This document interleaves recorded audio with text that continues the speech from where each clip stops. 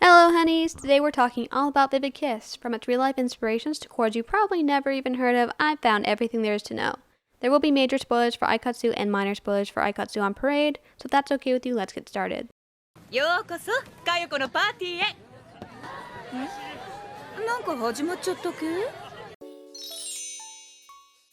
Vivid Kiss confused me so bad when I first started this research. The official description for the brand is roughly translated as, inspired by LA casual wear and West Coast designs, this brand gives the freedom of expression that brings out the pop in you. I'm from the West Coast, so I thought I could totally figure out where all these random designs were coming from. But if you actually look at LA casual wear and West Coast designs from 2013, the year Vivid Kiss was being created, it looks absolutely nothing like Vivid Kiss, not even close. I was there and I can confirm that myself. Instead, the important part of this description is the freedom of expression and pop keywords. Those give us the real inspirations, Amikaji Gyaru and Pop K. They're both based on American fashion, but both styles were curated in Japan. Amikaji Gyaru is a substyle of Gyaru Fashion, which comes from the Gyaru counterculture that's existed in Japan since the 1970s. To put it very simply, Gyaru is a philosophy and lifestyle that can be identified through fashion. It's mostly based on breaking taboos and challenging traditional Japanese standards for women. The name Gyaru comes from the word girl, and Gyaru are often referred to as gals in English. Gals are known to be loud, free-spirited, and fun-loving. There's also a more mature element to the culture with a focus on sexual expression, so if you're going to research Gyaru yourself, just be prepared to see some mature content along the way.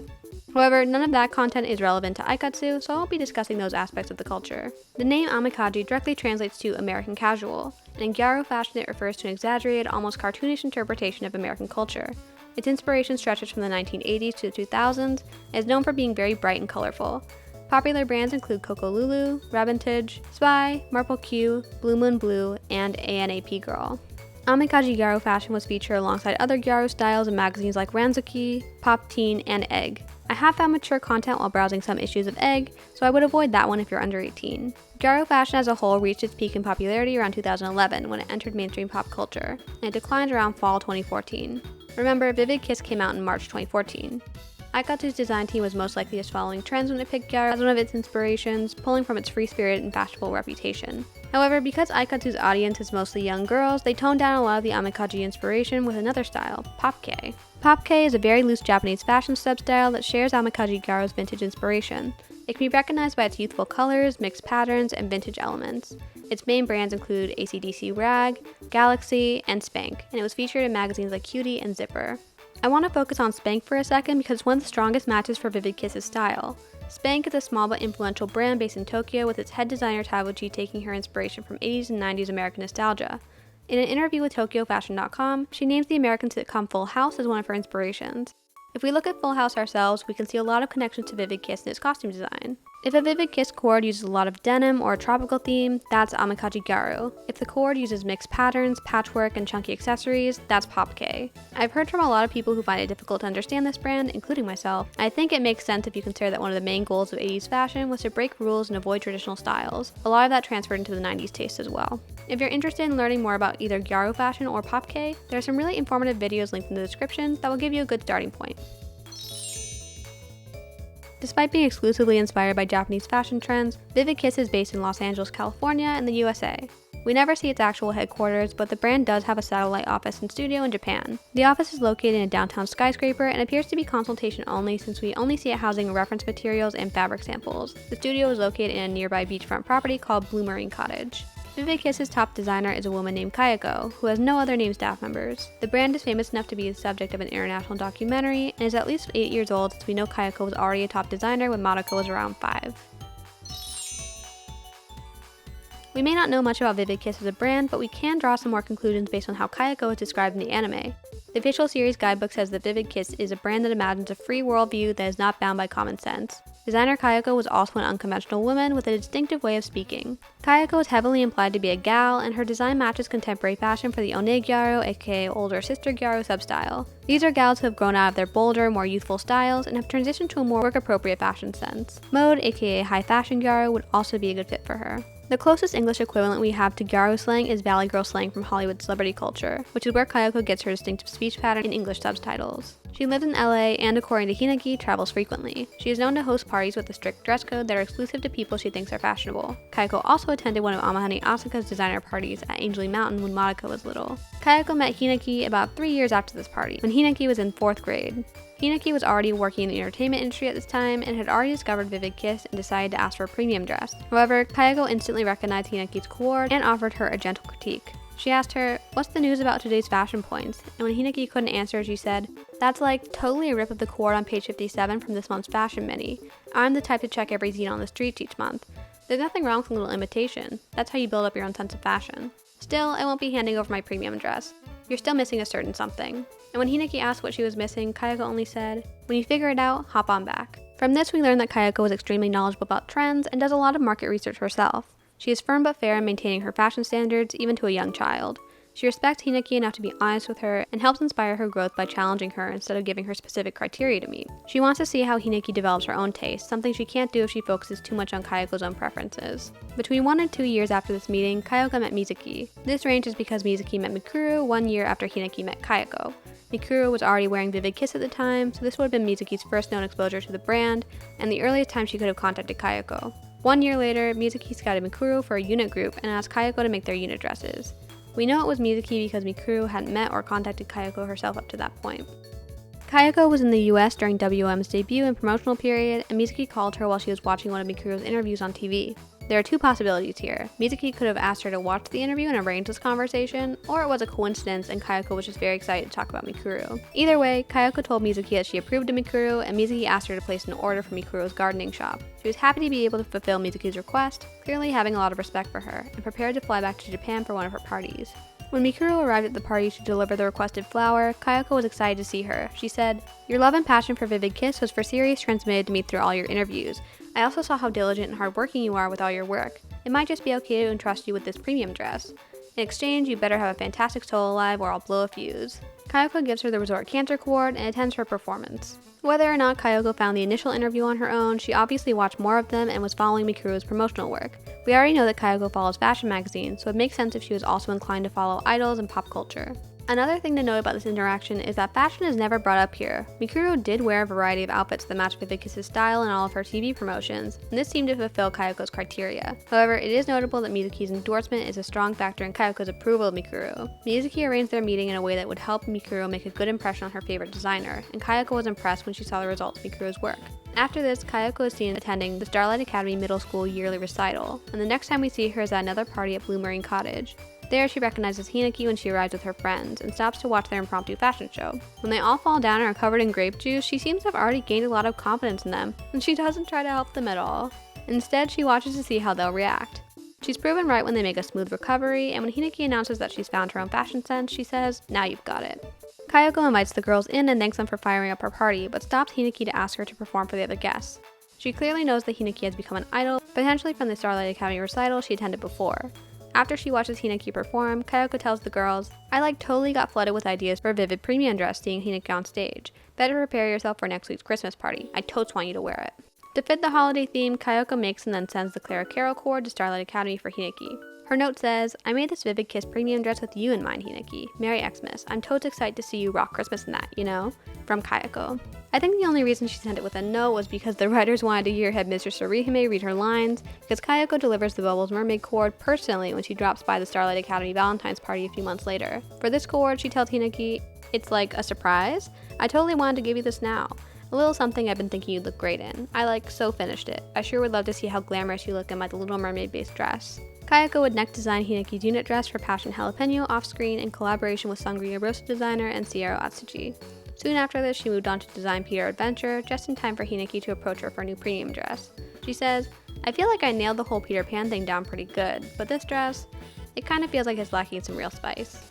Even though she feels disappointed with her design, she still presents it to Hinaki proudly. She seems to trust Hinaki with her true feelings, but that doesn't mean she's willing to drop her confident attitude. KAYOKO encourages Hinaki to share her own ideas for the Coord, and loves her fresh perspective, saying, "That's fantastic. Peter Pan in denim, it fits his audience to a T and is crazy fresh. I see. Somewhere along the line I ended up with blinders on. Thanks, Hinaki. You'll get my best dress yet for your concert." And when she personally delivers it to the Spice Festival concert, she says, "I'm confident you'll rock this. Adding denim in, like Hinaki said, brought it all the way up to the next level. KAYOKO also approves of Hinaki's choice of Milky Wendy for jewelry, praising the balance between her spice and Angel Sugar's sweetness. We next see KAYOKO when she personally attends one of Hinaki's photo shoots and is excited to see headmistress Orihime there as well. Orihime shows concern for Hinaki as a result of her loss in the Aikatsu 8 election and brings up Ran as an example of a brand muse in an attempt to pitch Hinaki as a muse for Vivid Kiss. KAYOKO is aware of Ran and acknowledges that Hinaki is just as devoted to her work as Ran is, reassuring Orihime that she has high hopes for her future. KAYOKO and Orihime are both pleased by Hinaki's work at the photo shoot, and KAYOKO calls her back later in the day to give her another premium. She is confused when Hinaki apologizes for the first photos being bad and reassures her that they were the best she's ever seen, saying, "I couldn't help but get greedy. To be honest, when I was looking over all the shots we got, yours were all way too good. Just one look made ideas come spilling out of my head. My hands kept moving on their own.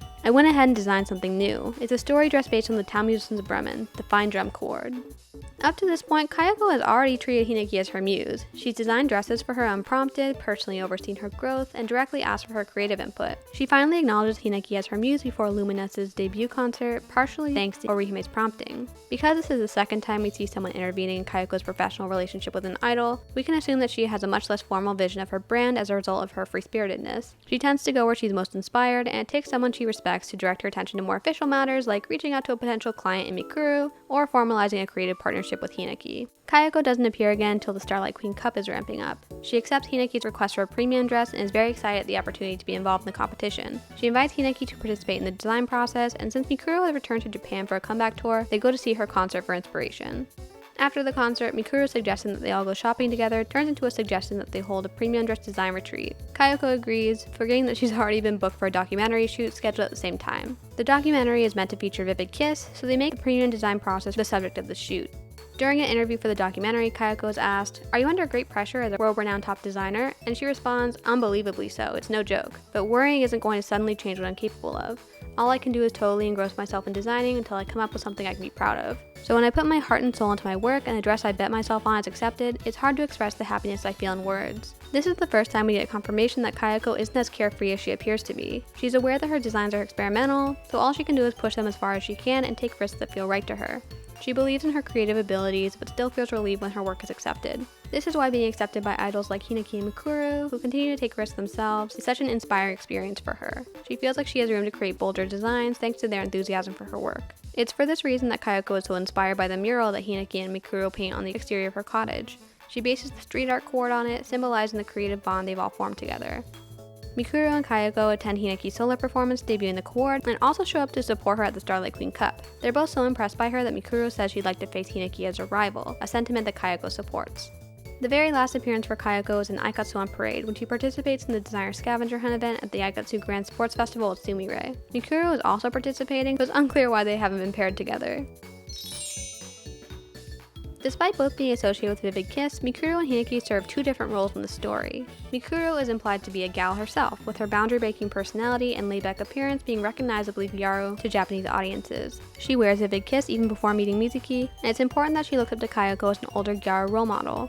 For Mikuru, KAYOKO is an aspirational figure. She shows how it's possible to be confident, successful, and free of traditional obligations as a woman. For KAYOKO, Mikuru is a reminder of her younger self and a vital source of inspiration. Her brand is all about youth and vibrancy, something that only gets more difficult to express as you get older.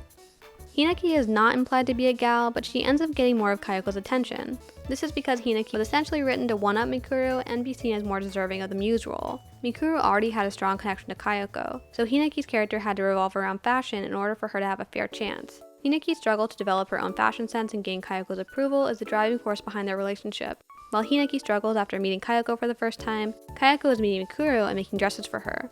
When Hinaki finally succeeds, KAYOKO's support is her reward. It's therefore very important that all three of them are shown supporting each other by the end of the show, emphasizing that their shared love of Vivid Kiss is more important than competition. Within the anime, a TV host mentions that Vivid Kiss transcends genres, a nod to the fact that Vivid Kiss has relatively little consistency in its chords. Themes, decades, colors, and silhouettes can all vary widely between designs. Just compare Clara Carroll with Neon Rothbart. We've already talked about how these discrepancies are a part of 80s and 90s American fashion, which is the main inspiration for the brand, but we still need to explore exactly what is going on with these chords. Vivid Kiss is a pop-type brand, and apparently a very popular one within the show. It has 44 chords from the original series, 27 of which are shown in the original anime, and are covered in my Vivid Kiss ranking video. Aikatsu on Parade adds 4 more chords: Vivid Devil, Brand New Days, Chatty Flamingo, and Brand New Look. Vivid Kiss's constellation is Cancer, and its premium rares are Resort Cancer, Clara Carol, Bubbles Mermaid, Peter Adventure, and Street Art. Its main dream story is Peter Pan, and also has coords under Pinocchio and Town Musicians of Bremen. Its main romance stories are The Nutcracker and The Little Mermaid, and also has coords under Swan Lake, Snow White, and Cinderella. Its boom coords are Emerald Curious for jewelry and Poppin' Cracker for party deco. And finally, Vivid Kiss's fever coords are Easy Vacation, Poppin' Cracker, Color Crossing, Vivid Star, Emerald Curious, and Street Art. I think Vivid Kiss is a naturally divisive brand. Even the small changes Aikatsu on Parade makes to its color palette seem perfectly in line with the other wildly contrasting elements that coexist in the original series coords. Vivid Kiss was the only prominent pop brand for the whole Akari generation, so it had to be flexible enough to accommodate a lot of different styles. The 80s and 90s inspiration is a good cover for this, but it's still noticeably out of line with the stated LA inspiration. With so much variation, what can we say about the design rules for this brand? The main one is probably contrast. Every piece should have at least 3 bright colors, whether they're neon or pastel. Asymmetry is also welcome, even if the only thing different between two sides is an extra button or sticker. Darker colors are okay as long as the overall design still reads as feminine and playful, and wherever possible there should be contrasting prints and patterns. Other than that, you can pretty much do whatever you want. Photokatsu contributes 37 more coords for a total of 85 Vivid Kiss coords. In my other deep dives, I've praised Photokatsu for being extra creative, but here it seems like the designers have narrowed Vivid Kiss down to 2 main design tropes: denim and patchwork patterns. There are a few exceptions, but honestly I'm not sure if this is an improvement or if I actually miss Vivid Kiss's anything goes approach to design. I'd love to know your thoughts on this since I think it is just a matter of preference. Even so, I do want to emphasize that even though Vivid Kiss isn't my favorite brand, I do enjoy a lot of these coords, and I think it makes a lot of sense design-wise now that I put in the time to understand it better. Fashion should be innovative and exciting, and styles like these are meant to push boundaries and subvert expectations. If you can't do that in a show meant to encourage kids to be interested in fashion and cultivate their own style, then where can you do it? If you love Vivid Kiss, make sure to check out my Vivid Kiss ranking next, and look out for my Bohemian Sky ranking next week. Bye bye!